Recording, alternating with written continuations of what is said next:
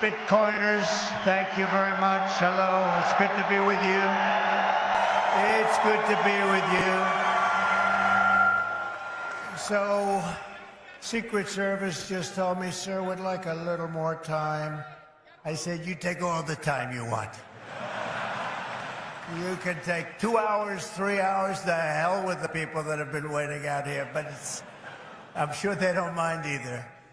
But it is a great honor, and a lot of things are happening in the world. We just heard, you probably heard, that Israel was just attacked, very severely attacked, and Hezbollah looks like. And this is things that won't happen. I mean, you just can't. They have to respect us. They have to respect. They cannot do this. They cannot do this. What they did just now with that attack is terrible. Just happened. And so to all, God bless everybody. This is so serious. They have to respect our country.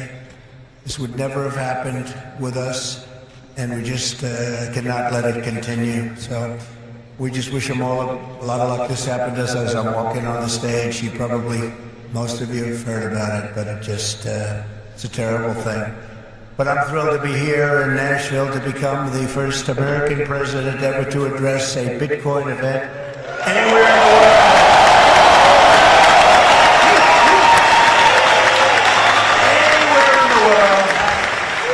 I want to thank David Bailey for inviting me, special guy. You know, this whole love affair sort of started. David, about 4 months ago, was at Mar-a-Lago. I took a picture with him. I mean, he's a nice-looking guy. He's okay. He's out here someplace. But I took a picture. It got published, Trump and David Bailey. All of a sudden, your industry went through the roof. So, David, congratulations. Whatever the hell you do, you did a hell of a job.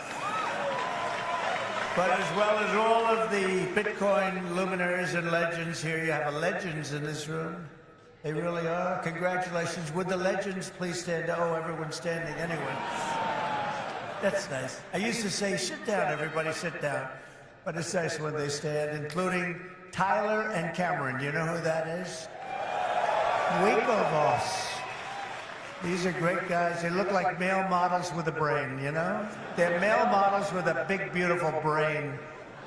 Michael Saylor is here. Kathy Wood. Ron Paul and Rand Paul are here. Vivek is here. Vivek Ramaswamy. Where's Vivek? Where are you, Vivek? There he is. He's great. A man that I call Bob, but you probably know him as Kid Rock. Where's Kid Rock?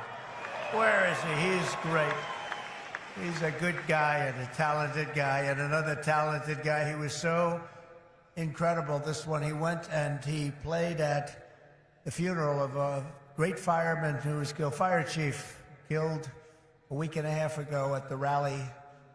And Billy Ray Cyrus went and played music for the family, and it was supposed to be so incredible. I've heard so many things about it. And Billy Ray Cyrus is here. Where's Billy Ray? He's around here someplace.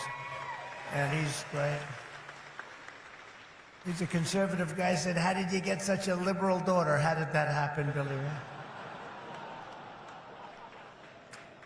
And by the way, Kid Rock was incredible at the convention. You probably saw him. You saw him? He was great. He was great. Another one, Jake Paul. You don't want to fight this guy. You know, you don't want to fight. He's got a big fight coming with Mike Tyson, but he's glad he didn't fight Mike when Mike was 19. He told me that today. But he's a fantastic guy, very talented guy in a lot of ways. Governor Joe Lombardo, who's fantastic, and we're doing well in his state. And he's going to make sure that there's no hanky-panky going on. And if that happens, we're going to win his great state. But you know who he is, and he's a fantastic governor. Senators Bill Hagerty, Marsha Blackburn, Cynthia Lummis, Tim Scott. And Tim was great. Boy, I'll tell you, he was such a strong voice for me. He was on so many shows and did such a great job. during the primaries. He was incredible. I want to thank him. Special guy. They're all special people. They're warriors. Tommy Tuberville. You know Tommy Tuberville, senator from Alabama. And you have many members of Congress, Andy Ogles, Thomas Massey, John Rose, Mark Green and French Hill, and the next U.S. Senator from Ohio. I hear he's doing very well, Bernie Moreno. Where is Bernie? I hear Bernie's doing well. The great Laura Loomer. Some of you know Laura. She's a fantastic person, great woman. And a tremendous developer from New York and Florida, one of the best, Steve Witkoff, and he's got his son Alex with him today. That's an incredible family, development family. They've been supporters from the beginning. Howard Lutnick, Cantor Fitzgerald, incredible, one of the truly brilliant men of Wall Street, and a whole group of his distinguished guests and a lot of our distinguished guests. We have a lot of other people here, and I won't bother anymore. That's enough, because we have to talk about crypto. We have to talk about Bitcoin. We have to talk about all these great companies. But our country is blessed to have the extraordinary talent, energy, and genius represented in this room. It really is great genius. Not all of you, but most of you. Many of you. But this is the kind of spirit that built America, and this is the spirit that's going to help us make America great again. That's what we're doing. I stand before you today filled with respect and admiration for what the Bitcoin community has achieved. It's incredible, actually. I sort of say to my sons, it's like incredible because they know so much about it. They're so aware of it, much more so than people that are a little bit older. But I say this is the steel industry of 100 years ago. It really is. I think you're just in your infancy. I can see it happening. In just 15 years, Bitcoin has gone from merely an idea posted anonymously on an internet message board to being the 9th most valuable asset anywhere in the world. Can you believe that? Is that right? That's a big deal. Think of that. It's already bigger than ExxonMobil. Soon it will be surpassing the entire market cap of silver. It's not bad. How about gold? How about gold? Let's go gold. And one day it probably will overtake gold, but based on the way it's going now, it could very well be a possibility. There's never been anything like it, and I don't think you've ever seen anything like it. And most people have no idea what the hell it is. You know that, right? So what happens when they figure it out? That's going to really be something. Bitcoin is not just a marvel of technology. As you know, it's a miracle of cooperation and human achievement, and a lot of relationships that are formed. I just did a meeting, a roundtable with a lot of the leaders, and it's amazing. There's a great camaraderie. It's really interesting. Obviously there's competition, but there's a relationship, there's a friendship that's developed with a lot of these people. I noticed it. I don't usually see that too often. I see the opposite, actually. They want to get each other. They want to kill each other. These guys have a great feeling. Very smart people, too. Congratulations on all that you've accomplished. This room is amazing. The people in this room, high IQ individuals. I'm running against a low IQ individual, her.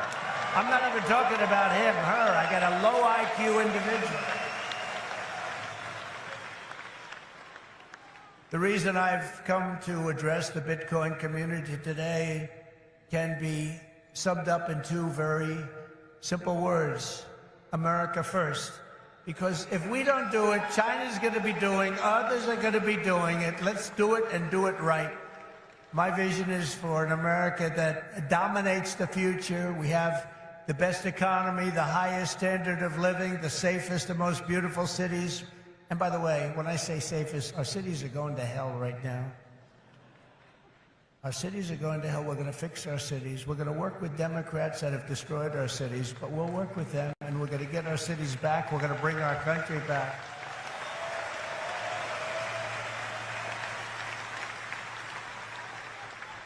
And we really were the freest and the most ambitious, most dynamic nation ever to exist on Earth, and we're going to get that back again, because we're not there now. We're a nation in decline. You know it, we know it, doesn't sound nice, but it's okay, because we're going to bring it back. We're going to bring it back fast. Right now, it's embarrassing. It's embarrassing what's happened. Even today, when you look at what we just said, that would never have happened if they respected our country. If we don't embrace crypto and Bitcoin technology, China will, other countries will, they'll dominate, and we cannot let China dominate. They are making too much progress as it is. And we want them to be successful. I don't want China to be successful, but we have to be the most successful. That's what's gonna happen. I want the United States to be first in technology, first in science, first in manufacturing, first in artificial intelligence, and first in space. You know, at MIT, my uncle was a professor there, Dr. John Trump. He would have fit in with this room very nicely, actually. That's why I mention it. And I believe he was the longest-serving professor in the history of MIT. He graduated. We have a very intelligent family, actually. He graduated tremendously. I think he has 3 different degrees, but they said, would you like to stay on, John, and be a professor? Well, I've got a lot of offers, I assume he said, but I've got a lot of offers. Well, he was there for, I believe, 41 years. When I was in the White House, the head of MIT came to see me, and they presented me with a book on my uncle. He was a legendary guy in the academic world and in the world of MIT. So I understand a lot about what you're doing, and I have great respect for highly intelligent people. And you are highly intelligent. America's destiny is to lead our rivals in everything and to surrender our industries to no one. To no one. You know, some of you are involved with AI, but you also have the same thing. You need a thing called electricity. You need a lot of electricity. You know, AI needs to be really dominant, and China can do it much easier. We have environmental impact statements to do, but we're going to do things that nobody thought were possible. You need tremendous amounts of electricity. You need double the electricity of the entire electricity that we have right now in the United States to dominate, and we'll get that done. Who would think we can get that done? But we're going to get it done. We'll be having power plants built at the sites. We'll be releasing people from certain ridiculous requirements, and we'll be using fossil fuel to make electricity because we're going to have to. We'll be using nuclear. We'll be doing it in an environmentally friendly way. But we will be creating so much electricity that you'll be saying, please, please, President, we don't want any more electricity. We can't stand it. You'll be begging me, no more electricity, sir. We have enough. We have enough. You know, in the Midwest, they just opened, it was very interesting, they just opened up 2 chargers, you know, a charger for the electric cars. And you know, I love Elon. He's great. He endorsed me, and great endorsement and everything else. But not everybody has to have an electric car. I told him that.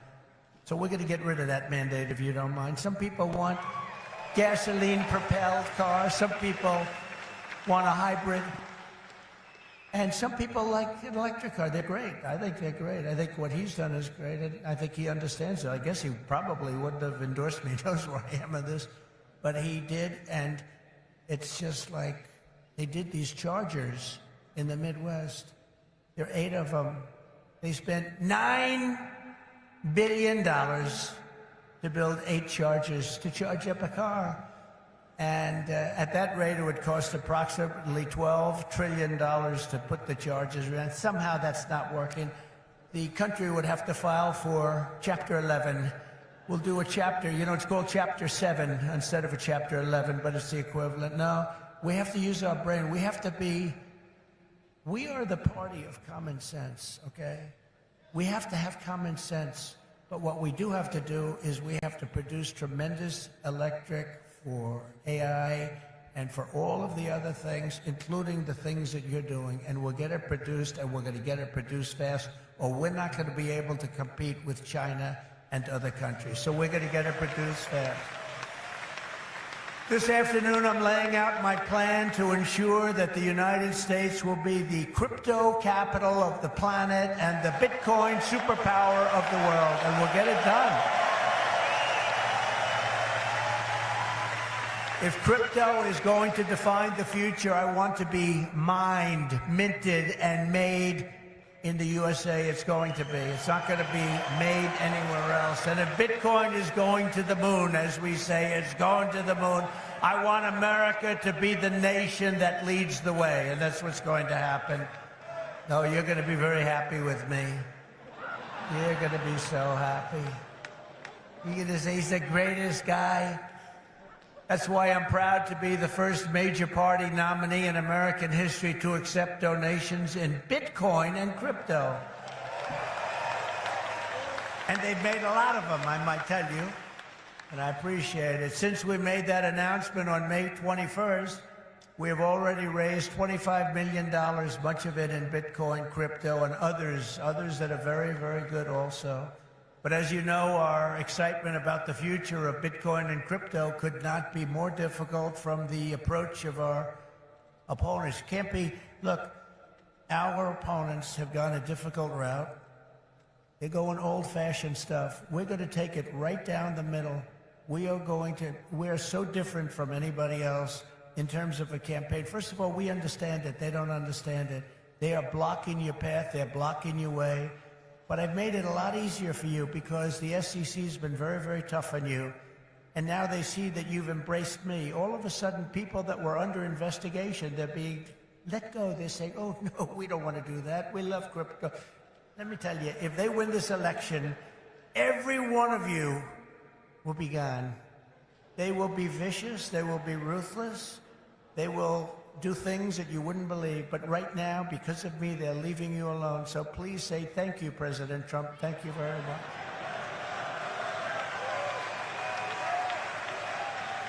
And the reason they're doing that is I've heard from some of your great geniuses that talk to me about this subject. I've heard from Vivek. 175 million people in some form are involved with this world of crypto and Bitcoin and all of the others, 175 million. So when they heard that, they said, let's be nice to them, at least until after the election. So I've taken a lot of pressure off a lot of people. A lot of people are very happy today that about 3 months ago weren't so thrilled. For 3.5 years, is that right? Look, he just said that's right. And you know it's right. For 3.5 years, the current administration has waged a war on crypto and Bitcoin like nobody's ever seen before. For those who work in this industry, they target your banks, they choke off your financial services. Have people seen that? Yes? Yeah, they have. Plenty of hands up. They block ordinary Americans from transferring money to your exchanges. They slander you as criminals. But that happened to me, too, because I said the election was rigged. He said the election was rigged. He should spend the rest of his life in jail for making that statement. Of course, they say it about us, and it's okay, right? No. And by the way, we're doing very well in the election. You know, we lost a candidate recently, Crooked Joe Biden. And I thought, we lost this wonderful person. And he's actually a terrible human being, if you want to know the truth, so don't feel sorry. And we have another he's a worse human being, and I sort of made an analogy last night. Last night, think of this, I was speaking in front of a very powerful and very strong, very religious group, Christians, evangelicals, Christians.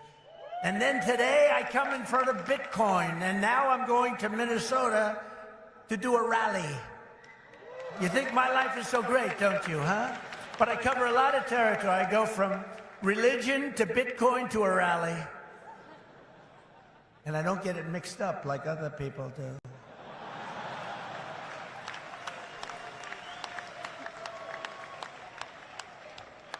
Where they come out and they say, may God bless everybody involved in the Bitcoin world.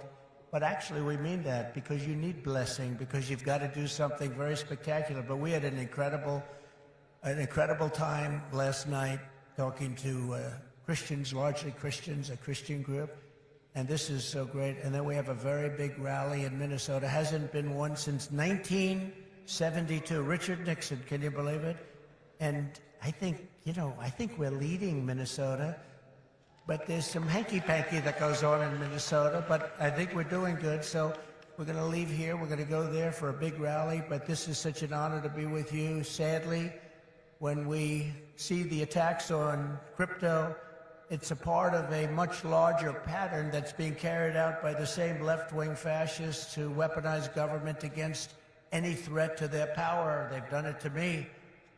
Did you see I just won the big case in Florida? Thank you very much. The big case. Thank you very much. Good. Now, it's a big case. That was the document case. I have Presidential Records Act on my side. Biden didn't. By the way, Biden, they said, here's what they said. They said, he's guilty as hell, but we're not going to charge him because he's incompetent. I won the case the old-fashioned way. It's called you win. I wouldn't have wanted to win the way he won. Trump won the case because they called him incompetent. Think of this. So they called him incompetent. So he's incompetent to run for trial, to stand trial, but he's not incompetent to run the country. How does that work? But he's not doing it anymore because he didn't do particularly well in the debate. Did anybody watch the debate? Not too many people. Somebody said to me, you did horribly in the debate. I said, why? He said, because there's no way he can continue forward. That's how bad he was. I said, I understand that, and that's exactly what happened, actually. We had a great debate. It was a tremendous debate, actually, and since then, hey, look, you have to open the eyes. You have to see what's going on. We have a country to run. The problem is that Kamala is worse than Joe. She's worse. She's a radical left lunatic, defund the police, all of the different things. And so far she's got a little honeymoon going on right now, but when people hear about her, and she's against crypto, by the way, and she's against it very big. So I just want to let you know, you got to get out. You got to get out and vote. It should be no surprise that these same totalitarians are hell-bent on crushing crypto and obliterating, and that's what they want to do, and that's what they are stated. Well, I mean, they're there right now. You have the SEC, you know what they're doing, obliterating Bitcoin. The reason could not be more clear, because Bitcoin stands for freedom, sovereignty, and independence from government, coercion, and control. The Biden-Harris administration's repression of crypto and Bitcoin is wrong, and it's very bad for our country. It's really quite un-American. As you know, 6 days ago, we officially defeated the worst president in the history of the United States. I believe he was the worst president in the history of the United States. Think of it. Millions and millions of people have come into our country. They've come in from jails. They've come in from, think of it, insane asylums, mental institutions. They've come in as terrorists. We have the largest number of terrorists coming into our country right now. The same people that you just heard about from Israel, that did that in Israel, they're coming in and nobody checks them. Nobody knows what's going on. We have no idea what's going on. They've lost control of our country, and only bad things can happen. So it's not going to be that way. We're not going to let that happen.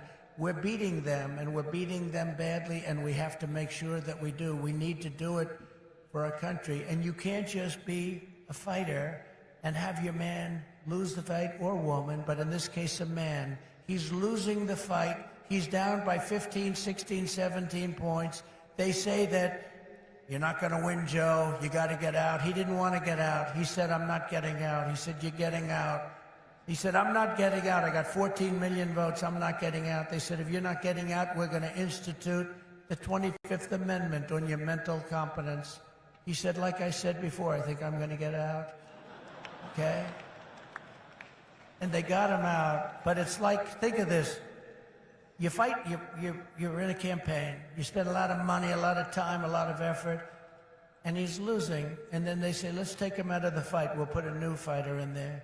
The new fighter is her, probably my second choice.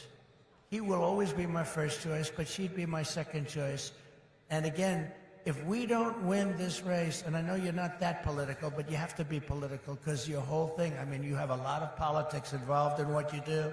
If we don't win this race, this country could be finished as we know it. This country is going to be in bad shape, and we have to be in there. We have to fight, and we have to win. And I pledge to the Bitcoin community that the day I take the oath of office, Joe Biden and Kamala Harris's anti-crypto crusade will be over. It will end. It'll be done.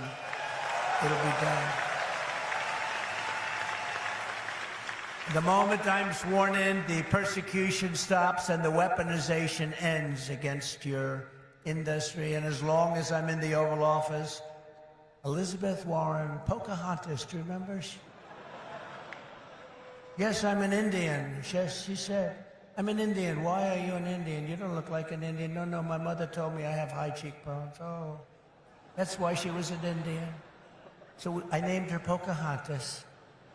Elizabeth Warren and her goons, and she's very nasty to you. She hates your people. She hates everything about you. Will keep their hands off Bitcoin. They're going to keep their hands off crypto. They're going to let it grow. We're going to let it grow. On day one, I will fire Gary Gensler and appoint a new SEC chairman.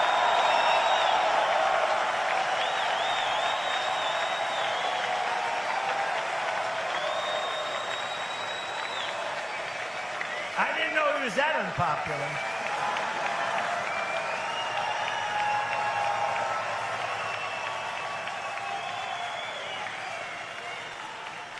Wow.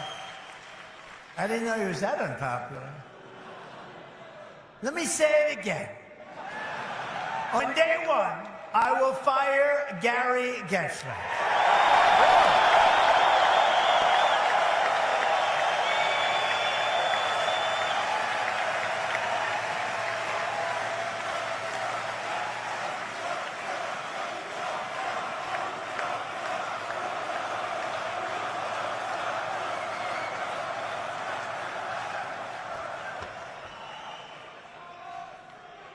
And we'll appoint a new SEC chairman who believes America should build the future, not block the future, which is what they're doing. And Kamala Harris wants to make him Treasury Secretary. That's not good. That's not good. He was Hillary Clinton's finance person. Did you know that? Crooked Hillary. Remember Crooked Hillary? Do you remember her? Anybody remember? He was the finance chairman of Hillary Clinton's campaign against a gentleman known as Donald Trump. Not a popular person within the... Actually, she came to my wedding. Do you know that? To our great First Lady, Melania. She came to our wedding, and Bill came to our wedding. But it's amazing things when you run for office, a lot of things change in your life. A lot of things change. As president, I will immediately shut down Operation Choke Point 2.0.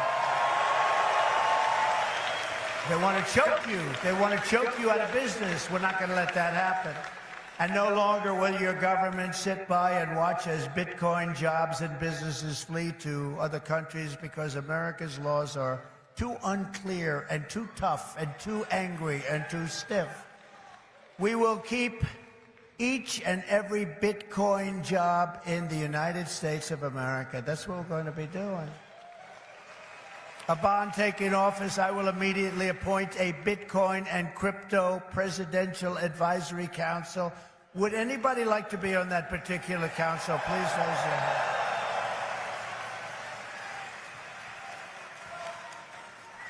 Their task will be to design transparent regulatory guidance for the benefit of the entire industry, and they will get it done in 100 days. We will have regulations, but from now on, the rules will be written by people who love your industry, not hate your industry, people that want to make it clear and simple, straightforward and fair, people that want to see your industry thrive, not dive. Next, I will immediately order the Treasury Department and other federal agencies to cease and desist all steps necessary, because, you know, there's a thing going on in your industry. They want to move the creation of a central bank digital currency. It's over. Forget it. CBDC. There will never be a CBDC while I'm president of the United States. And I will always defend the right to self-custody. Self-custody. You're going to have a great industry. You're going to have a great industry, and we're going to be fuel for your industry, not demolish your industry. America will once again be a nation that protects property rights, privacy, freedom of transaction, freedom of association, and freedom of speech. We're going to go back to the old days when we were a nation that was building, not a nation that was eating itself alive. As part of our effort to provide regulatory clarity, we will create a framework to enable the safe and responsible expansion of stable coins. Do you know what a stable coin is? Does anybody know? Please raise your hand.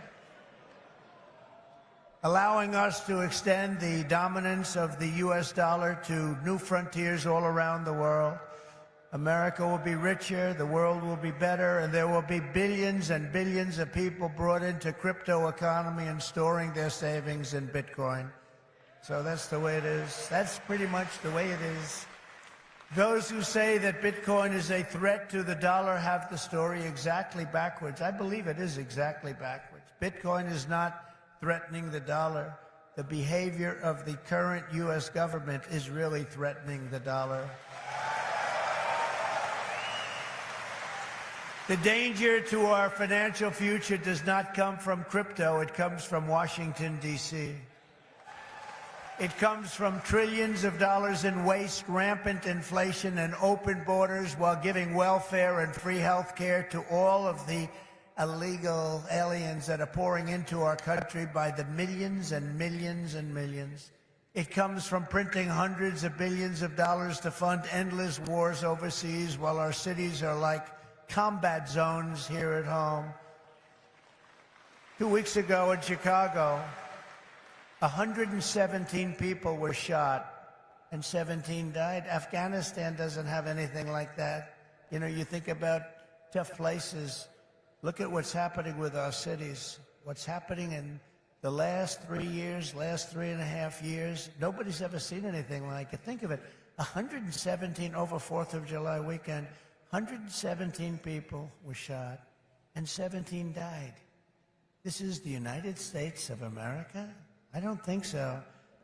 By the way, when I was president, we had no wars. We had no new wars. We didn't start it. Remember when Hillary said, he'll start wars. Look at his personality. No, I said, my personality will keep us out of wars. But we finished off some of the old ones like ISIS, which they said would take 5 years to do, maybe more. We did it in 4 weeks. We beat ISIS in 4, because we have a great military. And it's not a woke military, by the way. Maybe some of the people on top are woke, but this is not a woke. I got to see that first when I looked at what they did and what they did for me, they were unbelievable. They did things that nobody thought were possible. Our real generals and our soldiers, there's no woke. They're trying to get them to be woke, but these people are not going to go woke, I can guarantee you that. With your support this November, we will restore confidence and we will restore common sense to our nation's capital. Because ultimately, it is about, it's not, are you conservative? Are you liberal? Are you progressive? They like progressive. It sounds so nice, right? It'll destroy our country. It's actually become a terrible word. It'll destroy our country. But it's not about that. It's about common sense. We want to bring common sense back in. This is all common sense that we're talking about today. And Bitcoin and crypto will skyrocket like never before, even beyond your expectations, and you are the people that are doing it. As we stop the war on crypto, we will immediately, and we'll do this very quickly, begin to build our economy, because when America is prospering, Bitcoin is soaring, and it'll go up with it. We had the greatest economy ever, and we will soon have it again. Under the Trump administration, the typical middle-class family income rose by $6,000 a year. People don't like mentioning that. America had more money to save than at any time in many decades. As a result, during my 4 years in office, now you have to listen to these numbers. These numbers are like beautiful. And I don't want to repeat myself. Listen to these numbers. As a result, during my 4 years in office, Bitcoin surged by 3,900% from $898 the day I took office to $35,900 the day I left. That was the biggest jump, I guess, in just about any industry. Think of that. Now compare that to just after 3.5 years of Biden and Harris, adjusted for inflation, Bitcoin is up 50%. Now 50% sounds good, but not when you're comparing it to almost 4,000%, right? 50%. You know, normally you say, oh, that sounds pretty good. Let's not put that into the speech. No, 50% is not good. When people can't afford groceries or rent, they have no savings to store in Bitcoin. This administration caused the biggest inflation in the history of our country, and that's what's happened. Our people are being wiped out. From the very first day we take back the White House, we will replace the Biden-Harris economic stagnation with a brand new Trump economic boom. You're going to have a tremendous boom. You know, you have a lot of great analysts out there. Scott, I'm talking about you, Scott, one of the greatest of all, and others that say the stock market's going up because they think Trump is going to be elected. And if Trump isn't elected, this country's going to go into a depression the likes of what you had in 1929. And I hope that's not true, but I can understand it, and I can understand what they're saying. The stock market gain, they think, is because looks like we're going to win the election. And I don't know what's going to happen with the election. You know, they cheat like hell, and I don't know what's going to happen. But if we win it, this country is going to be boomtown. It's going to be booming like it never boomed before. The current administration's economic plan includes trillions in new spending and $5 trillion tax hikes. They want to increase taxes by $5 trillion. They want the expiration of the Trump tax cuts to take place. They want a wealth confiscation tax so that when you make all of your money that you're going to make and all of the people you're going to employ, they want to take away your money in the form of a first-time ever tax and a gigantic capital gains tax that will exceed substantially in many states over 50%. My plan is the opposite. We will lift the workers, and we will create savers out of so many people, and we will reward success. We will not punish success. They want to punish success. They want to punish genius. I'm not going to let that happen. I will make the Trump tax cuts permanent and deliver massive tax cuts for families and individuals and businesses that produce jobs. That includes no tax on tips. You know that, right? Going to get rid of the tax on tips. I will cut unnecessary and burdensome regulations, fight every day to make America the best place on earth to build a business, including a crypto business. It's going to be the best place. You're not going to have to go to China. You're not going to have to learn, gee, how do I learn Chinese? I want to learn it very quickly.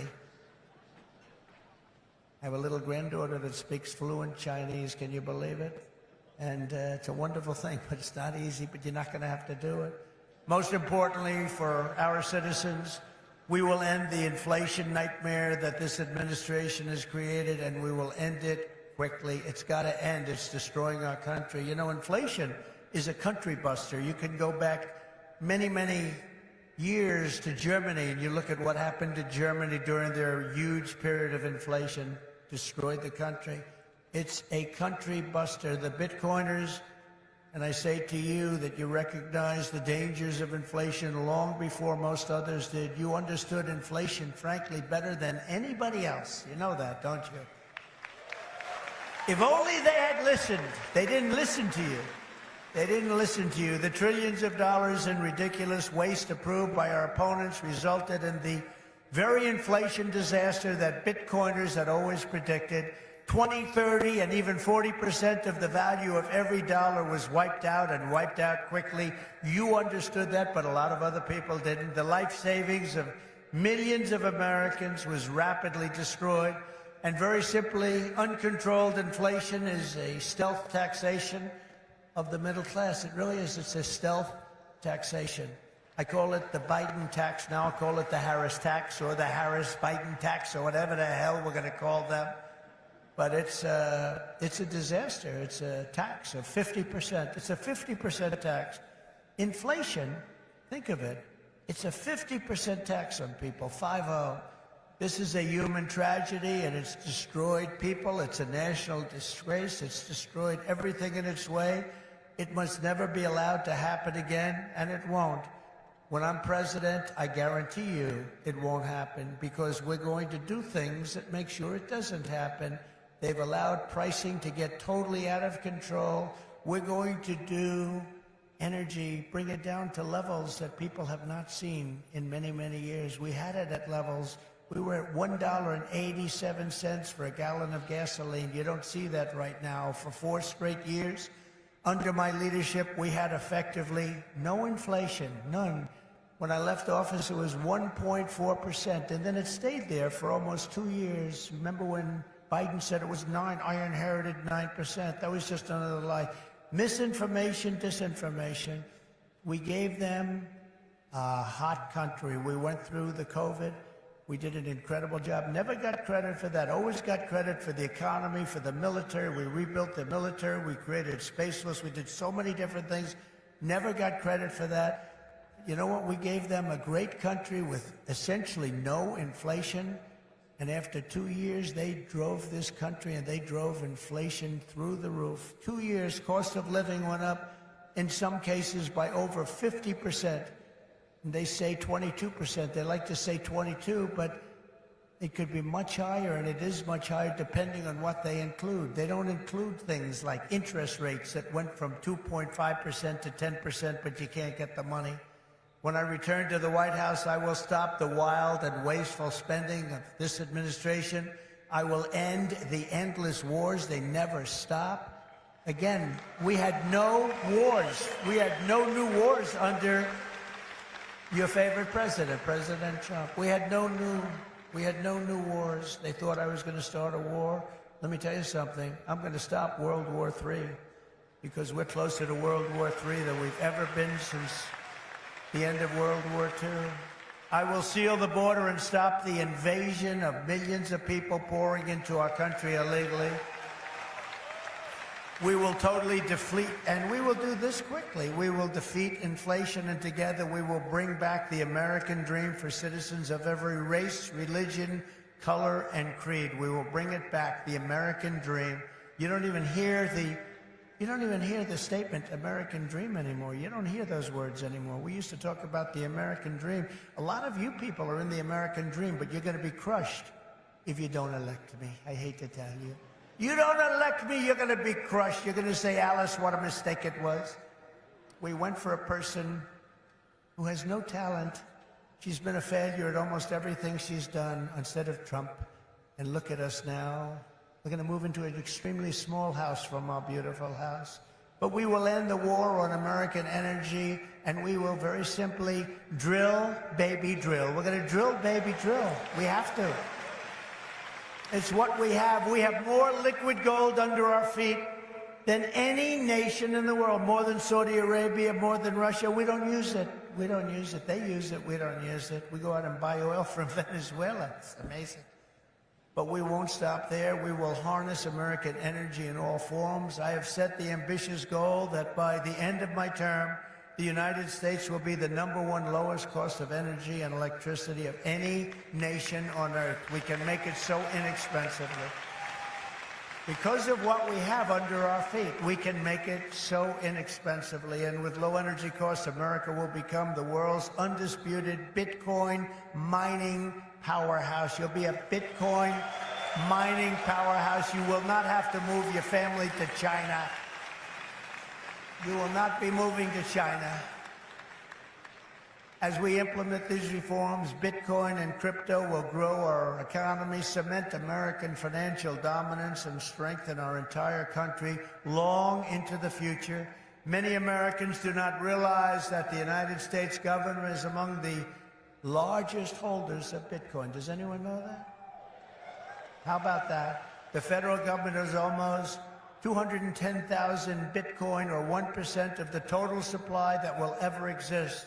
But for too long, our government has violated the cardinal rule that every Bitcoiner knows by heart: never sell your Bitcoin, right?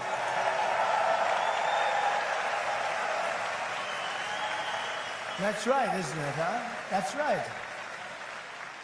How did I figure that one? Never sell your Bitcoin. And so, as the final part of my plan today, I am announcing that if I am elected, it will be the policy of my administration, United States of America, to keep 100% of all the Bitcoin the U.S. government currently holds or acquires into the future. We'll keep 100%. I hope you do well, please. This will serve in effect as the core of the strategic national Bitcoin stockpile. As you know, most of the Bitcoin currently held by the United States government was obtained through law enforcement action. You know that. They took it from you. Let's take that guy's life. Let's take his family, his house, his Bitcoin. We'll turn it into Bitcoin. It's been taken away from you because that's where we're going now. That's where this country is going. It's a fascist regime. And so as I take steps to transform that vast wealth into a permanent national asset to benefit all Americans, today I repeat my pledge to commute the sentence of Ross Ulbricht to a sentence of time served. It's enough. It's enough.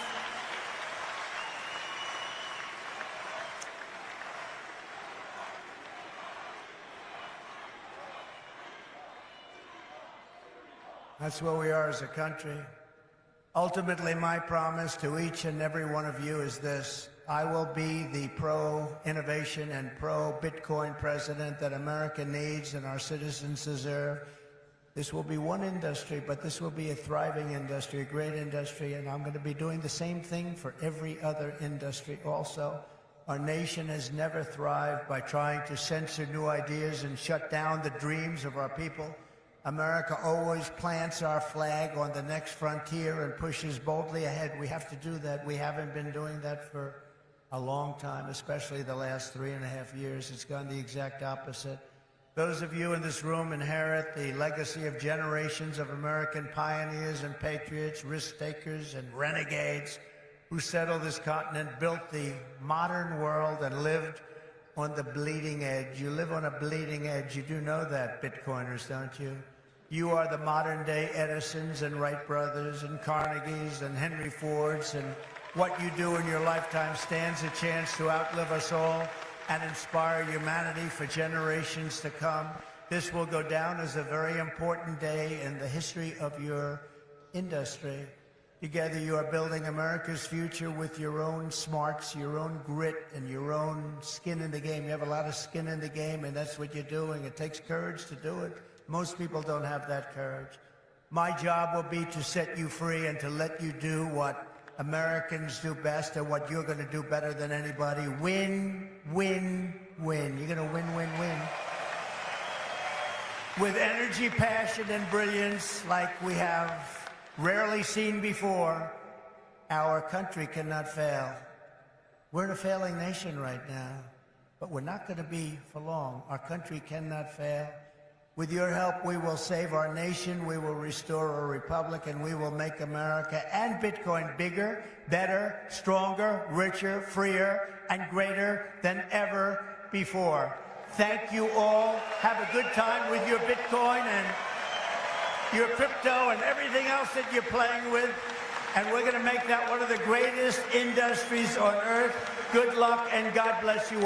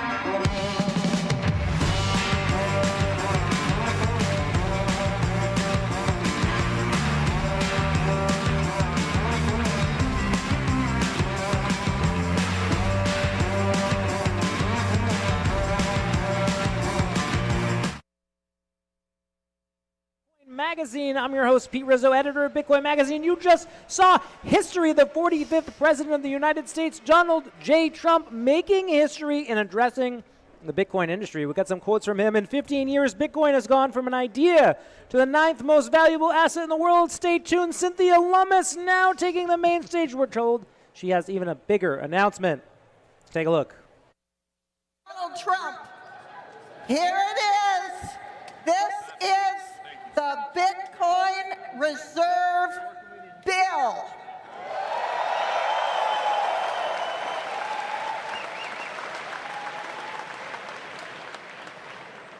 I'm reading from the text.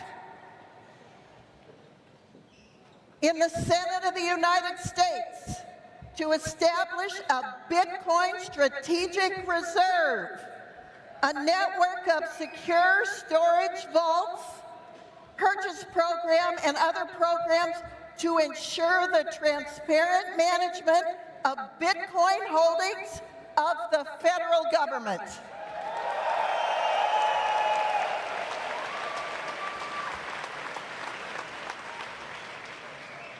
My name is Cynthia Lummis, and I'm the Bitcoin Senator.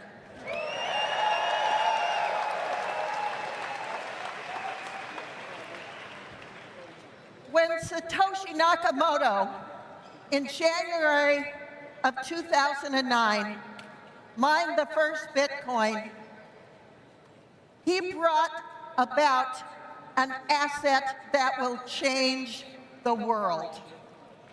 And this is our Louisiana Purchase moment.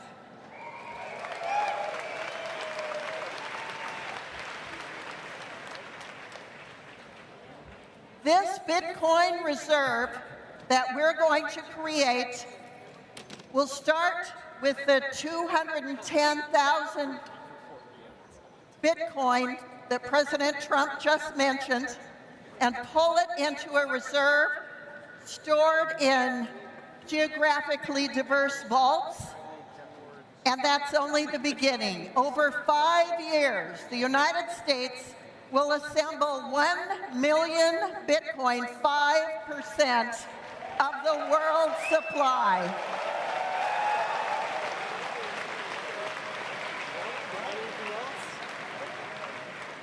And it will be held for a minimum of 20 years and can be used for one purpose: reduce our debt.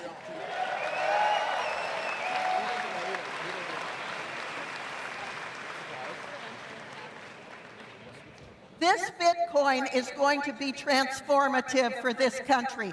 As President Trump just said, we are printing too much money. We are spending too much money. We printed in 22 months during COVID the same amount of money that had ever been printed in the history of the United States. Well, no more. With a strategic Bitcoin reserve, we will have an asset that in that period of time before 2045 can cut our debt in half. And as Michael Saylor said yesterday, if we put $3.3 million in a Bitcoin reserve, we will eliminate the United States debt. We will be debt-free because of Bitcoin.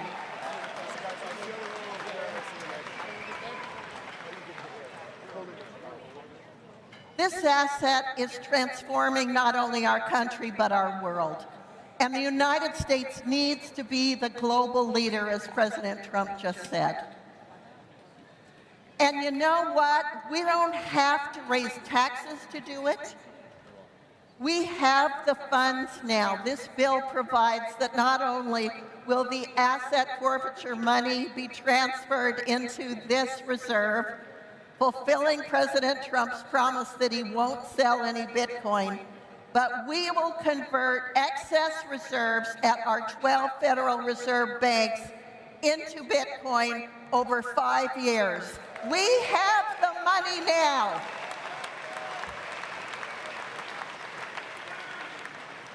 But we'll no longer be holding it in US dollars, an asset that is designed to debase at least 2% per year. We'll be holding it in an asset that will grow in value, that throughout its history has grown 55% per year.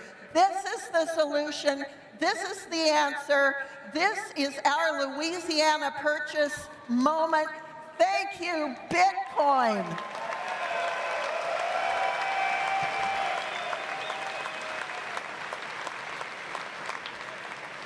It's your love of freedom, your innovation, your thoughtful design, your keeping this asset alive, well, free, and in support of individual sovereignty that is going to save America.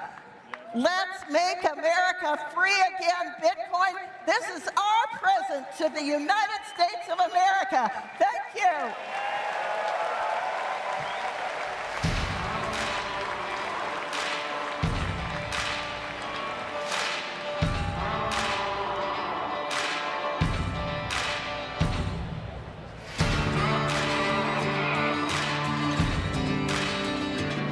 Welcome back to the Mara News Desk, powered by Bitcoin Magazine. I'm your host, Pete Rizzo, editor of Bitcoin Magazine.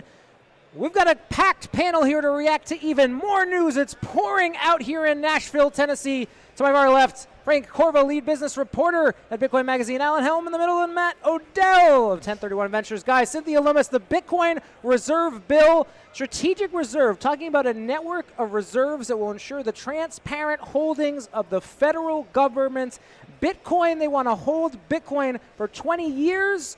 Cynthia talking about the Federal Reserve System converting its excess reserves into Bitcoin. Matt. I mean, I think that is absolutely massive. I think it will take people a little bit to realize what a big deal that is. I think it's great for the country. I mean, I think it's obviously great for people that are holding Bitcoin as well, because it should increase the adoption of Bitcoin substantially. And last but not least, I would say, you know, I have a great relationship with Senator Lummis, Senator Blackburn, who's coming on next, Senator Haggerty. Both Senator Blackburn and Haggerty are here in the great state of Tennessee. And I would just say that at the local level, it is incredibly impressive how our politicians are thinking about moving this country forward, and it's inspiring to see. Well, Lummis with the big why here, reducing our debt. Frank Allen, your take on the government could buy Bitcoin as a way to solve the debt crisis. Alan, I'll kick it over to you. Yeah, well, I mean, first off, let's just talk about the energy in that room. I mean, it's very, very clear, Matt, you're talking about at the local level, but at the federal level, and I mean, this really all kicked off in May when Trump made very pro-Bitcoin comments at the Libertarian National Convention. We're 3 months out from that, and all of a sudden we're talking about Bitcoin as part of the U.S. Strategic Reserve. I mean, it's hard not to be bullish. Well, I say gradually, then subtly, but is this real, Frank? Do you think that this proposal can actually be passed? Can it be enacted? Is this just hopium for the masses? This is a good question. I think Lummis was the right person to deliver it. She's been pro-Bitcoin for a long time now, so if they were going to choose someone, a senator, to do this, I think Lummis was absolutely the right person.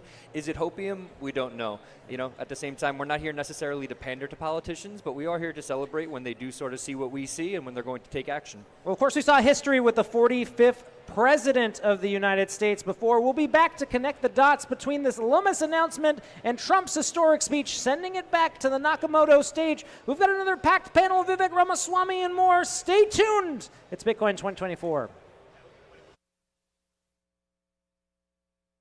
Hello, everybody.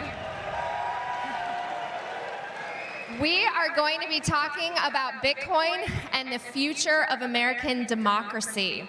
I'm here with U.S. Senator Marsha Blackburn of Tennessee and Vivek Ramaswamy. Well, first of all, I'd love to get your reactions to what President Trump just said, as well as Senator Cynthia Lummis talking about having a strategic Bitcoin reserve for the United States. This is a historic moment here in Tennessee. It is indeed a historic moment, and I am so thrilled that President Trump has become the first presidential candidate to actually have a Bitcoin platform. I think that that is so significant, and what you're going to see from those of us in the Senate once President Trump is inaugurated is a push to make certain that those of you that are involved in Bitcoin have the energy that you need, low-cost, affordable, stable energy, so that you can do your Bitcoin mining. Another thing you're going to see us do is make certain that you can self-custody, and you're going to see us get the federal government off your back, out of your blue wallets, and let you control your life and have that freedom of transaction that Bitcoin allows. So I want to make an observation about President Trump's speech, and I think it was historic, not just because he gave that speech and it's in the interests of the people in this room. That's not why he made the commitments he did. He made the commitments he did because it's in the interests of the United States of America and the values that this country was founded on, and there is a difference. I think that if our founding fathers were alive today, they would have endorsed every one of the things that Donald Trump just said on that stage. It is part of a deeper cancer in this country where you think about what is sucking the lifeblood out of the United States of America. It is the rise of this fourth branch of government. The people who were never elected to run the government, who are actually writing rules that are affecting not only every one of you, but every American. I think what you're going to get out of that second Trump term isn't there to go around and just mess around the edges of it. We want to get in there and actually shut that down. That's how you revive this country, put that regulatory state in its place. You know, one of the things that we didn't necessarily hear from today, but I want to see become part of this conversation is every time one of these administrative agencies, you know, the SEC was discussed today, pursues an action that they end up losing in federal court, they're still putting people through hell in the process. You know what? If you lose, you pay. And to actually have accountability in the government for the cases they actually bring, so it's not a one-sided crusade, but there's actually accountability once and for all for the people who are actually making hell for American citizens. And I think that's where this conversation is going. We've heard President Trump talk about how he wants America to be first. What's at stake if another country adopts Bitcoin before us? So look, I think, go ahead, Marsha. No, you have good thoughts on that. No, you go ahead on that, and then I'll follow up. So look, I think that the United States of America was founded on the unapologetic pursuit of excellence. Excellence is our heritage. It is in our DNA as a country. And so what I think is at stake for the United States of America is really shame. The idea that we, through self-harm, constrained ourselves from achieving the maximum of what is possible in Bitcoin or in any other arena is, I think, a stain on our country. When we rallied behind the cry to make America great again, it was not just Donald Trump that we hungered for. It was for the unapologetic pursuit of excellence. That is who we are as Americans. That is our heritage. That is our identity. That's what's at stake in this room, right? When you say Bitcoin to the moon, you know, I know many people just want the value of their holding to go up, and that's fine. But I think it is a statement of a deeper point of American exceptionalism, right? We're the unbounded, the unbridled, the unafraid, the people who would not be constrained to achieve the maximum of our potential without any government or system standing in our way. That's what our founding fathers envisioned. And I think that culture, it has been domesticated, it has been tamed, it has been whipped into submission by this new culture that penalizes excellence and celebrates victimhood. While that inner animal has now leapt oceans to lift up places like China. And so, yes, when we say make America great again, what we want is to unleash that inner beast, unleash that inner animal spirit. And that's the animal spirit that I know motivates those of you in this room to achieve what you do. And that's what we're going to unleash again in January of next year. Yes, and I think as you look at what President Trump was saying and adding on to what Vivek is saying, what we realize is that there is a new axis of evil. It is Russia, China, Iran, North Korea.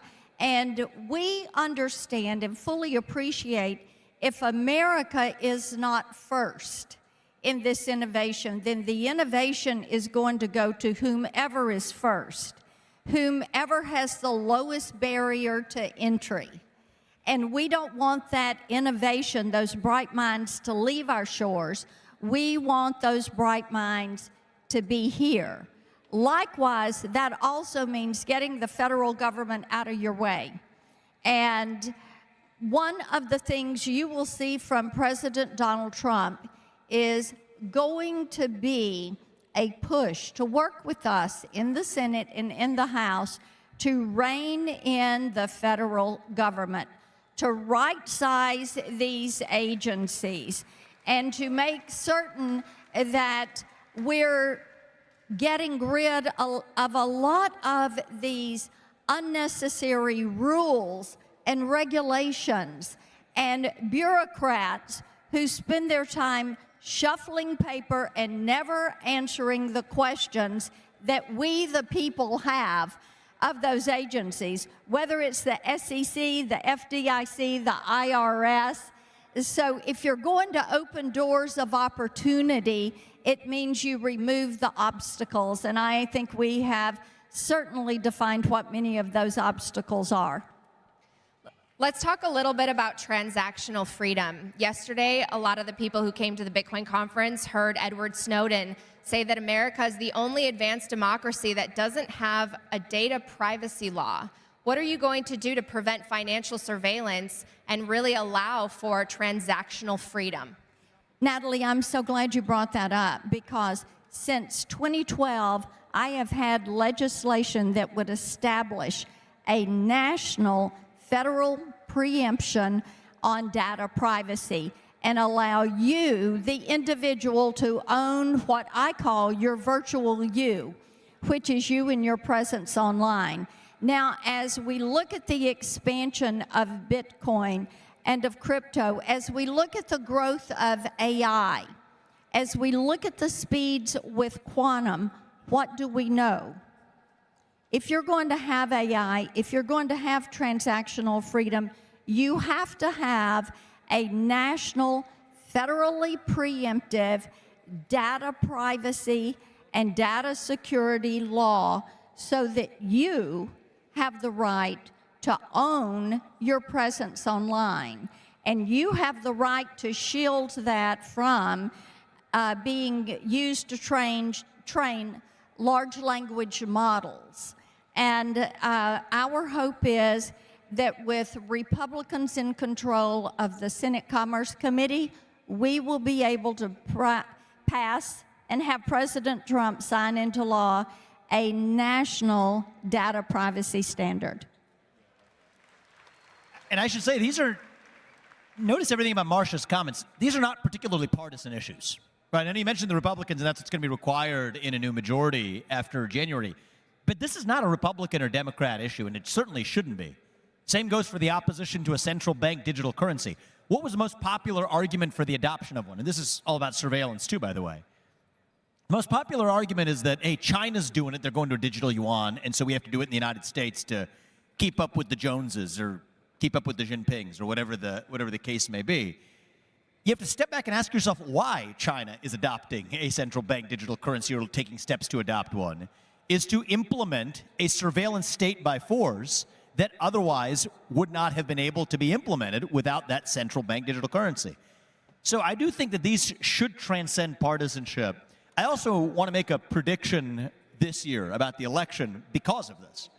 I think there's a good number of people across the United States of America who will not say that they're going to vote for Donald Trump or for a Republican this year, but who absolutely stand for financial freedom. They call themselves single-issue voters in crypto, and I think one of the things I've found in the tech world, crypto world, Bitcoin world is when you say you're a single-issue voter, effectively that means you're voting for Trump this cycle and you don't want to just pronounce it in so many words. So my empirical prediction here is I think the polls are actually off by about at least 1%. I think whatever the polls look like, you can add 1% of it, and that's the way you're going to adjust it. If that prediction proves right this November, you can call that the Bitcoin bump or the crypto bump this November, because I do think when you look at the number of people who are actually using or adopting Bitcoin or crypto into your portfolio, who understand the assault on that by the regulatory state today, through the back door, not even through the front door, I think we now have a clear choice between the two major candidates of who's going to be the right one to get that job done. And I think it's, Natalie, I think probably for the first time in history, going to have a measurable, palpable impact on the outcome of this election relative to the polling that you now see. And so that'll be a prediction I'll make today. Yeah, and if I can add one thing on the CBDC, this is something that as China started to push the digital yuan when Beijing hosted the Olympics, some of us stepped forward to make certain that our U.S. athletes were shielded from that because of the surveillance that is built into that. And as CBDC leads to that social credit score, it leads to the government telling you how you can and cannot spend your money. And you know, Natalie, I think we all remember in 2022 when the Canadian government shut down the bank accounts of people that weren't willing to mask. And then you had the trucker strike, and they shut down bank accounts.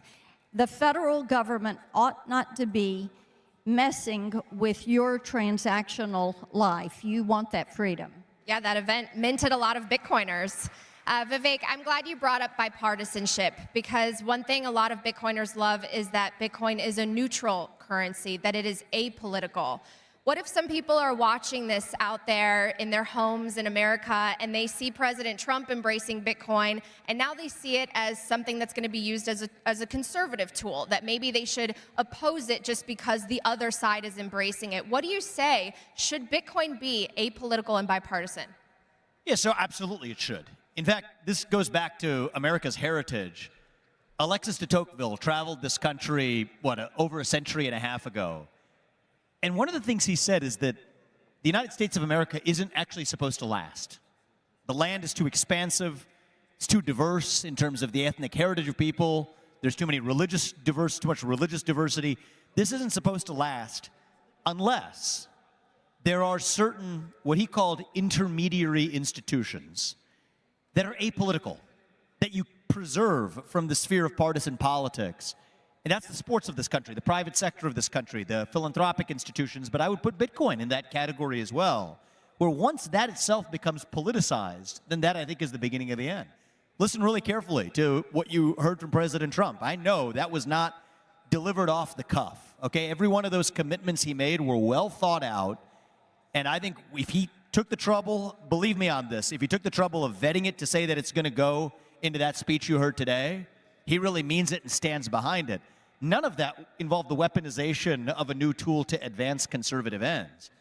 Sure, are there going to be some people who say that, hey, the right thing to do is to co-opt these administrative agencies and use them to advance conservative ends rather than progressive goals?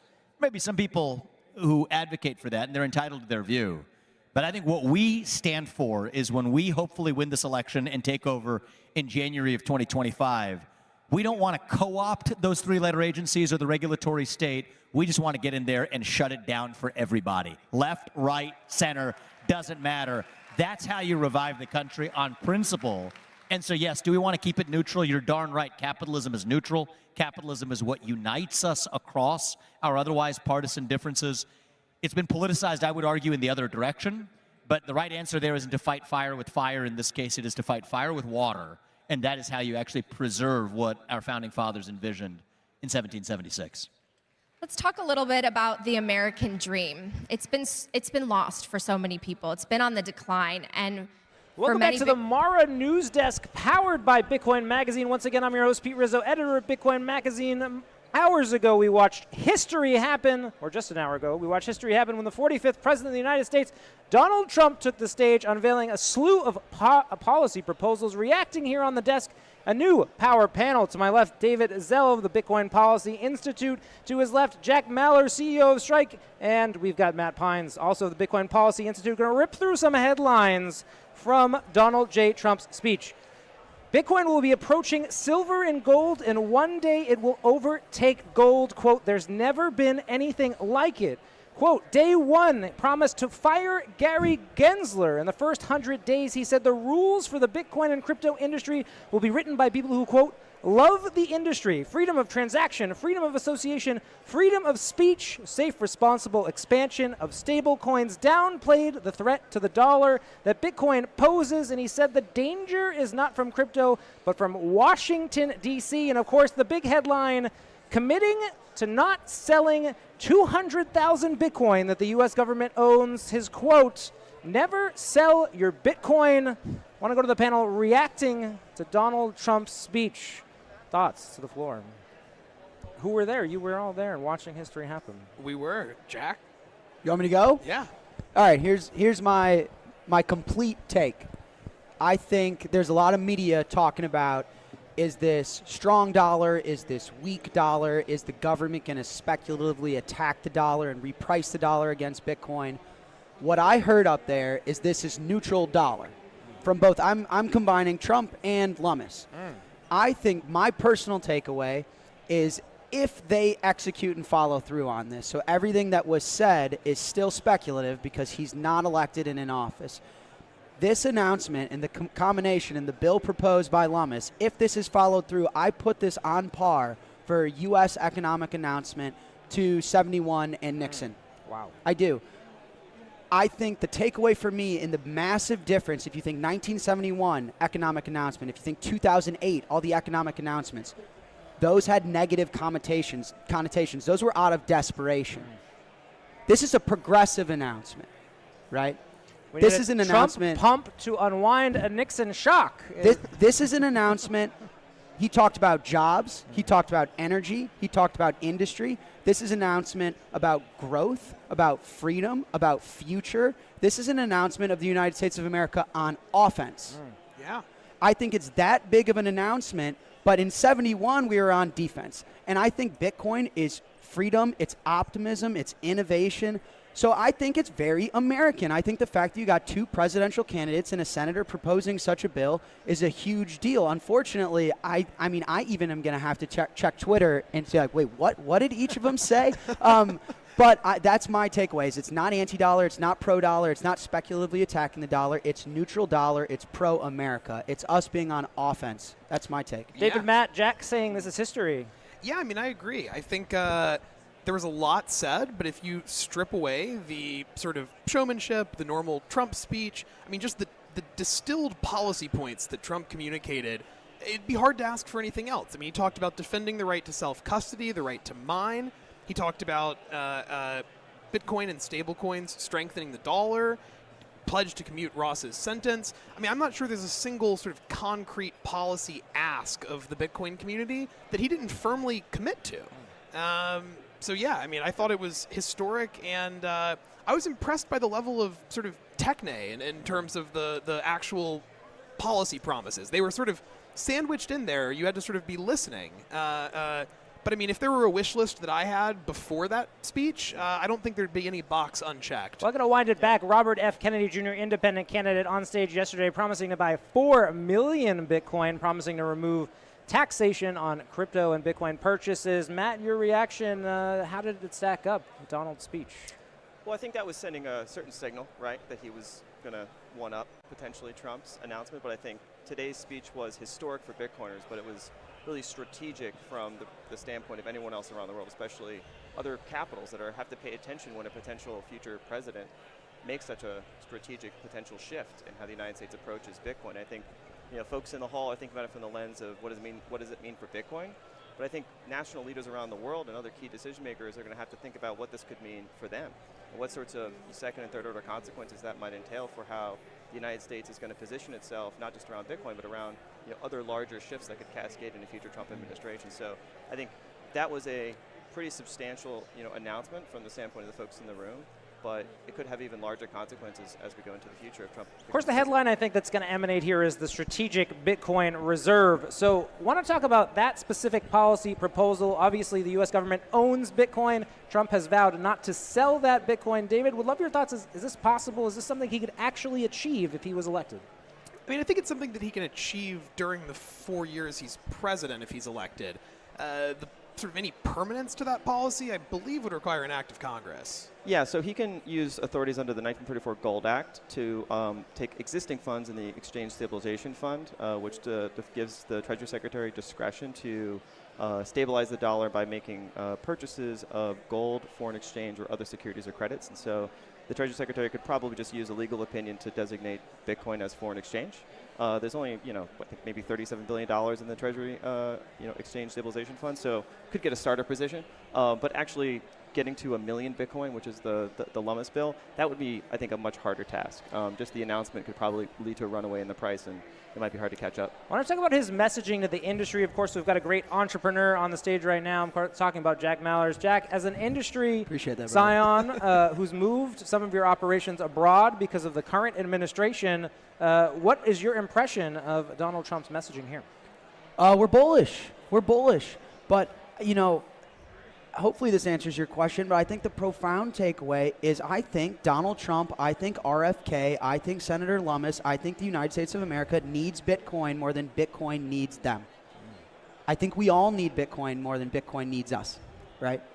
And in my opinion, good times create weak men create hard times create strong men create great times. I think that's a lot of what we're living through in the United States of America. However, when I think of the strong men that were born out of incredibly tough times, like 71 in the divorce from gold standard, like in 2008, when you think of the strong men that are born out of these tough times, maybe you think of Roman gladiators on a horse, right? I think of Satoshi Nakamoto.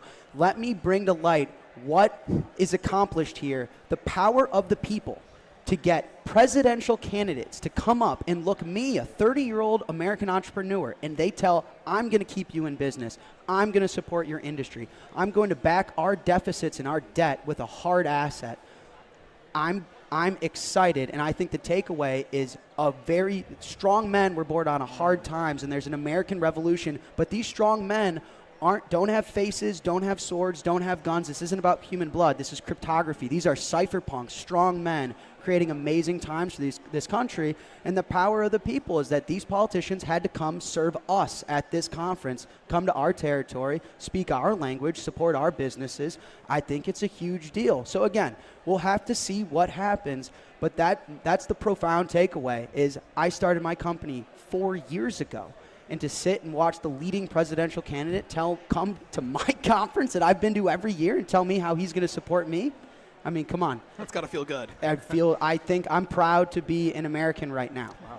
Coming up on a short break, of course, I think the question that people are going to be asking, is this the most historic moment we've seen at a Bitcoin conference? I know, Jack, you made history at Bitcoin 2021 when the first nation, El Salvador, went on a Bitcoin standard and announced it at this conference. How does it stack up? You were in the room for both historic moments. Listen, it's not competition. I'm not going to do that. What I will take this opportunity to protect President Bukele. I think he's gotten unfortunate, maybe some miscommunication, but some slander nonetheless. I think the Salvadoran people and El Salvador as a country are heroes. It's hard, it's impossible to say that we wouldn't be here without them, but I don't think it's also unfair to say that. I think that it's unbelievably brave what they've done, and I think we're all forever indebted to a country that was willing to be that brave despite no one else willing to take that leap. So where it stacks up, it's not going to be my place. I think that's you guys. You're the analyst, brother. But I do think that Bukele deserves a lot of credit, and I hope Bitcoiners know that we have his back. Unpacking history here at the Mara News Desk. Former President Donald J. Trump speaking at a Bitcoin conference, making history. We'll be right back at the analyst desk after these messages. Stay with us. Next year, we are bringing the Bitcoin conference to the American West, Las Vegas. The brightest minds in the world will converge to deliver Bitcoin history. I fell more than at the top, couldn't stop myself. Buy your tickets now. I fell more than at the top, now I'm down. conference/2025. I should have held court till resistance became support. I I should have held court till resistance became support. Everybody jumping off a bridge, all my friends were doing drugs. Everybody's cracking beers, who the heck am I to judge? I feel well, I shouldn't care, but influencers everywhere telling me I'm missing out. Drinking on their offer boats, I couldn't take it. I FOMO'd in at the top, couldn't stop myself. I FOMO'd in at the top, now I'm down a lot. Hey, Scaramucci's the cat. I should have held court till resistance became support. I should have held court till resistance became support. Sustainable future. To learn more, visit mara.com. So what is money and how does it get value? Paper money has value because someone says so. Bitcoin is different. It's like digital gold. It has value for many of the reasons gold does, but that's only the start. It has a limited supply, only 21 million, so no one can decide to just print more. Because no central authority controls it, it can never be shut down. And unlike with banks and credit card companies, you don't need approval to use it. It puts the power back in order.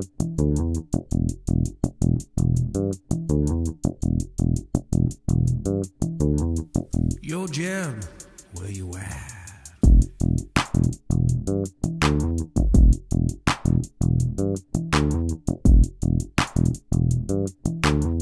Yo, Jeb, I said, where you at? I took a minute now, I'm at the better end of all of it. The day I wanna quit will be a bit I wanna swallow. Cause I'm in it when I said I wasn't really into audibles. I guess you gotta call them when you're ugly with the bottom. And it's stacking up against you with the pity. But they gotta give a nod to me. I'm running with the best and they kinda make a profit off of everything you told me was impossible. So why would you continue with the narrative and not admit I'm something incredible? Look of a general, hit him with the end of a shovel. They wanna forget it, I put him on the ground and I get up and open up the pit of my stomach to remind I am insane.